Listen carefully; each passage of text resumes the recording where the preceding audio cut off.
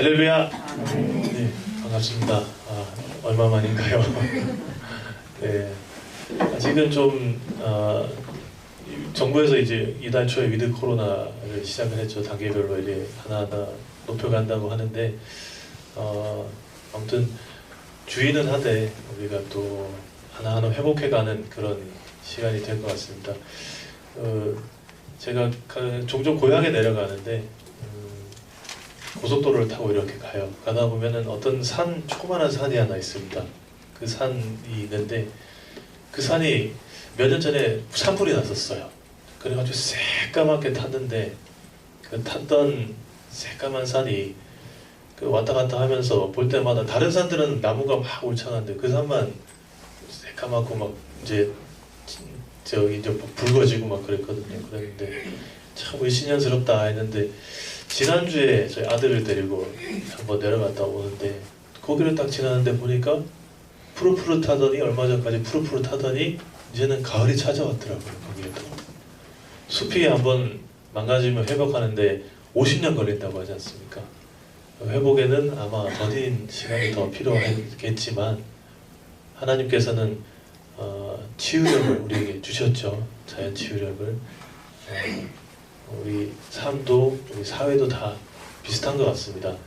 아마 천천히 회복할 것 같은데 그 회복이 좀 더디다 생각하지 마시고 마음속에 희망 품고 하나하나 또 살아가실 수 있기를 기원합니다. 네. 지난 10월에 출간된 책이 하나 있습니다. 제목이 그래도 당신이 살았으면 좋겠다라는 책이에요. 이분은 이제 전지은이라는 간호사 분인데 40년 동안 간호사 생활을 했어요. 40년 동안 간호사 생활을 했는데 한국에서 한 게 아니라 미국에서 했습니다. 그 낯선 미국 땅에서 중환자실 간호사 생활을 했어요. 굉장히 오래 생활하면서 중환자실이니까 얼마나 많은 죽음을 받겠어요. 죽음과 또 살아나가는 걸 또 보면서 죽음이 삶의 연장선상에 있음을 그리고 마지막 순간에 그 환자와 가족들이 보여주었던 공통된 삶의 가치와 그 가치가 있음을 깨닫고 이 책을 썼습니다. 그래도 당신이 살았으면 좋겠다. 제목이 참 좋은 것 같아요. 이 전지현 씨는 당시 중환자실에서 간호사로 있으면서 일종의 40년 전이니까 얼마나 심했겠어요. 그 인종차별이 지금도 은근히 많지 않습니까? 그 인종차별을 당하면서 매번 제일 힘든 환자, 제일 무거운 환자를 매번 맡았대요. 맡아가지고 힘들잖아요. 그렇게 힘들게 있는데 그런데 이분이 또 대단한 게 그렇게 생활하면서 간호사들 중에서 케이스 매니저가 됐대요. 우리나라에 없는 제도긴 한데 케이스 매니저는 중환자실의 그 간호사 겸 상담가 역할을 하는 간호사인데 일반 간호사들하고는 달라요. 환자를 그냥 치료하는 데 집중하는 게 아니라 치료하고 환자가 그 과거에 어떻게 지냈는지 지금 어떻게 치료받아야 되는지 뭐 입원하려면은 또 어떻게 또 케어를 받아야 되는지 퇴원 후의 삶은 또 이 사람이 어떻게 건강을 지키며 살아야 되는지 모든 걸 다 상담을 해야 돼요. 그리고 환자를 다 꿰고 있어야 되는 거잖아요. 그 사람의 인생, 그 사람의 병명, 그 사람의 어떤 습관 그런 걸 다 꿰고 있어야 되죠. 의료보험 상황이라든지 뭐 여러 가지 하여튼 다 체크해야 됩니다. 환자의 전체적인 상담가 역할을 하는 거죠. 특별 간호사입니다. 굉장히 희귀하고 또 굉장히 어떻게 보면은 전투지휘를 할 만큼 그런 간호사인데 모든 환자들 다 끼고 있어야 돼요. 어떻게 이 낯선 땅에서 그렇게까지 할 수 있었을까? 라는 질문이 있었어요. 이분이 이제 라디오 토크쇼에 한번 출연했었는데 그 진행자가 그렇게 질문하니까 전지현 씨의 이 대답이 관건입니다. 그냥 맡은 일이고 환자니까 그냥 열심히 했어요. 그러더라고요. 그러니까 보면은 업무도 업무지만 매번 힘든 환자, 가장 무거운 환자를 맡아왔으니까 또 게다가 죽음을 사람이 자주 목격한다는 게 사람이 정신적으로 별로 안 좋잖아요. 사람으로서 견디기 쉽지는 않았을 것 같습니다. 왜냐하면은 제가 간호사나 뭐 의료인은 아닙니다만은 제 아버지가 이제 교통사고 나서 이제 지금도 누워 계시긴 한데 몇 달 동안 중환자실에 이제 있을 때가 있었어요. 그 저희는 자연스럽게 중환자실 앞에서 돌아가면서 먹고 자고 생활을 했었죠. 그 의자에서 한 명씩 돌아가면서 먹고 자고 생활하는데 이 주위 보호자들과 이제 통성명도 하게 되고 뭐 어디서 왔어요 뭐 얘기도 하게 되고 뭐 그래요. 그러다가 뭐 서로 이제 잘 될 거야 잘 될 거야 하면서 이렇게 있는데 그런데 이 중환자실에 있다 보면은 앞에 있다 보면은 야 병원에 코드블루가 그렇게 자주 들는지 몰랐습니다. 시와 때를 안 가려요. 한밤중에라도 막 코드블루 그러면서 무슨 뭐 흉부외과 아니면은 무슨 과 뭐 선생님들 오세요 그러더라고요. 환자가 심정지가 온 거죠. 심정지가 와가지고 의사들이 우르르 갑자기 몰려들어요. 어디서 나타났는지 모를 만큼 막 많은 의사들이 막 다 몰려가요. 그리고 잠시 지나고 나면 제 옆에 있던 사람이 불려갑니다. 불려가고 잠시 있다가 대성통곡이 들려와요. 그리고 보호자들은 떠나고요. 남은 사람들은 아무 말 없이 그냥 또 있어요. 그냥 견디는 거예요. 또 쓸쓸해집니다. 나중에 들은 말로는 아는 더 가관이더라고요. 중환자실에 있을 때 종종 이제 밤에 아버지가 이렇게 주무셨대요. 주무시는데 옆이 이렇게 시끄러워서 문득 깬대요. 깨면은 옆에 있던 환자가 죽은 거예요. 막 CPR하고 피토하고 난리가 났어요. 난리도 아니게 많았다라고 말을 하시더라고요. 예. 중환자실에서 이렇게 견딘다는 게 사람이 정서적으로 어떻게 이렇게 가능할까? 의사, 간호사가 아니었던 저도 좀 이상해지더라고요. 거기 막 몇 달 동안 계속 있다 보니까 감정이 좀 없어지는 것 같고 좀 하여튼 이상했어요. 근데 의사, 간호사들은 오죽하겠습니까? 맨날 피 보잖아요. 사람 죽는 것도 보고 게다가 중환자실이면 그 중환자실에서 만난 사연들은 삶의 형태는 제각각이지만 전지현 씨가 만난 이 사람들의 사연들은 사는 모습은 똑같았대요.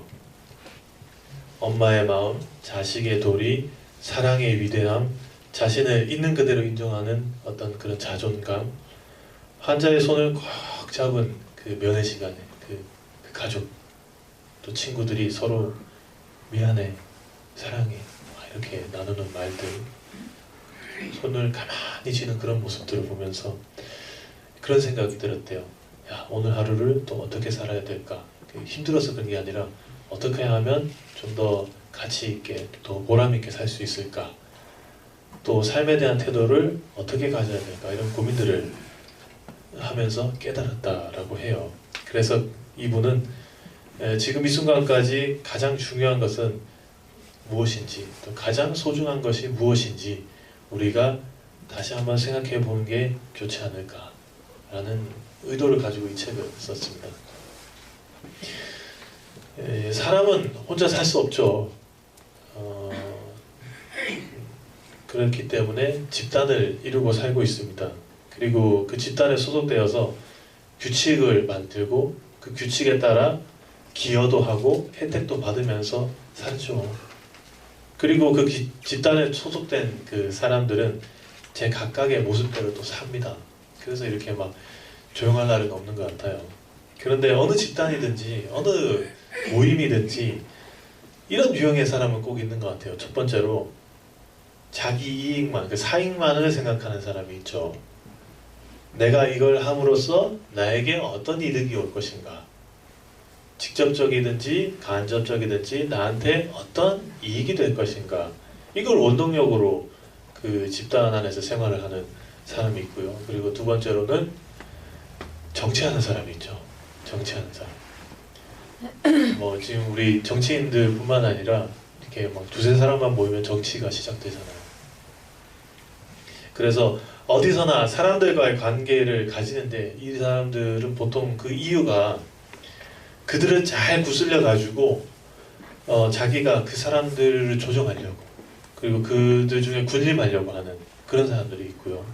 그리고 또 여러 가지 유형이 있겠지만 또 묵묵하게 사회에서 자기가 맡은 역할을 하나하나 잘 소화해가는 그런 사람들이 있죠. 제가 좀 둔하예요. 그러다 보니까 정치는 좀 잘 모르겠는데 첫 번째의 그 사익만을 생각하는 사람은 좀 찌르는 바가 좀 많은 것 같습니다. 말씀 묵상하면서 과거의 일들이 참 많이 생각이 났는데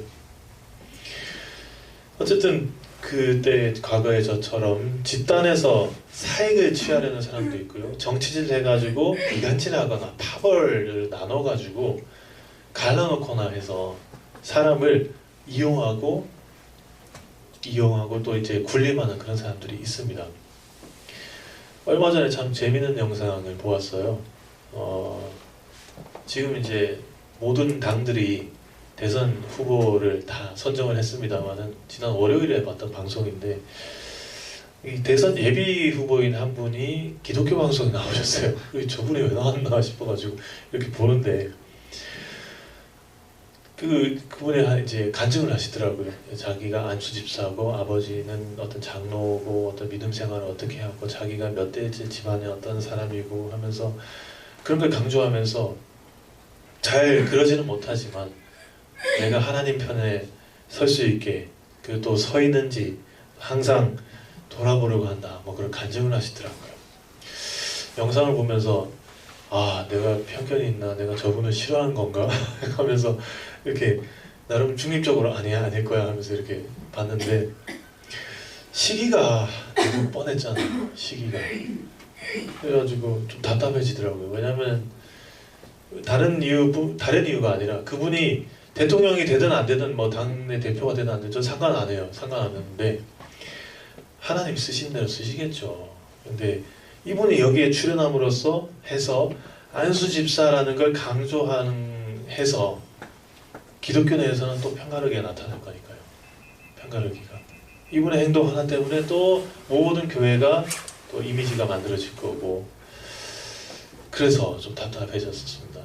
또 한 분이 또 있는데 예전에 그러셨죠. 아내가 구약을 달달 웬다라든지 뭐 그런 말씀들을 하셨는데 근데 이런 두 분이 예수 믿는다는 두 분이 이제 토론회 같은 데서 만나면 엄청 막 부르뜯고 싸우잖아요. 야 이게 참 종교가 정치에 참 많이 이용당하고 있는 것 같습니다.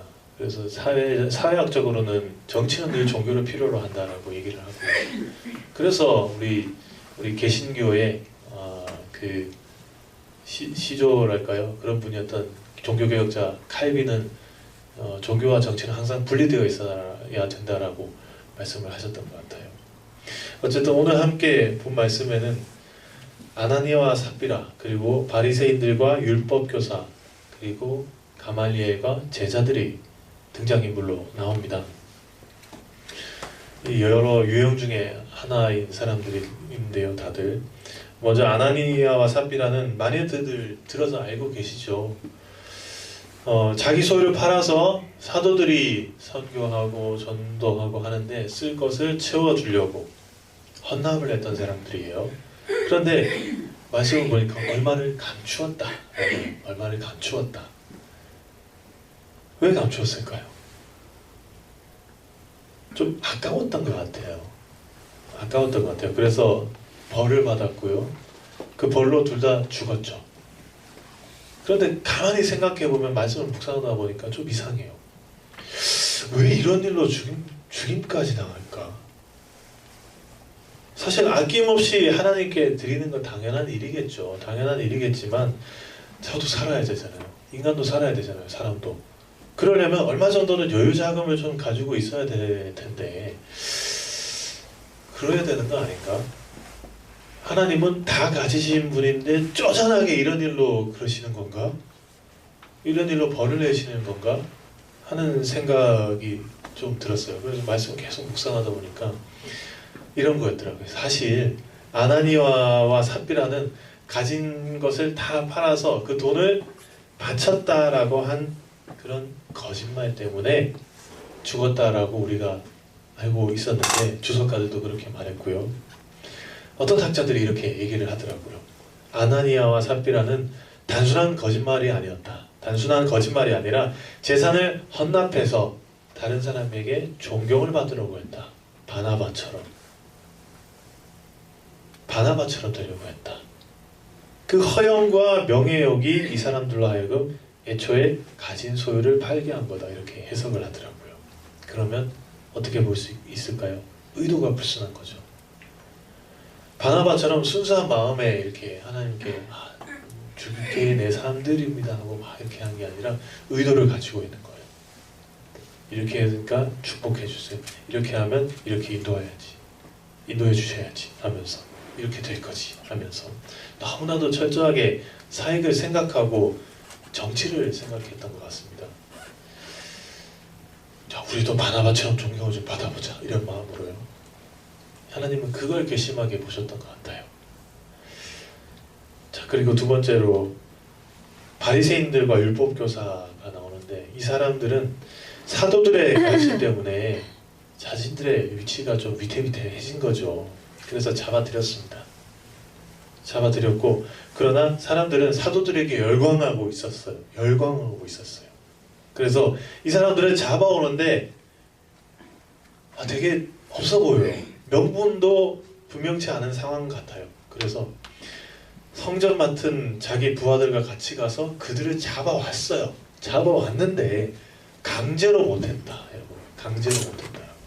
왜냐하면은 백성들이 돌로 칠까봐 겁나서.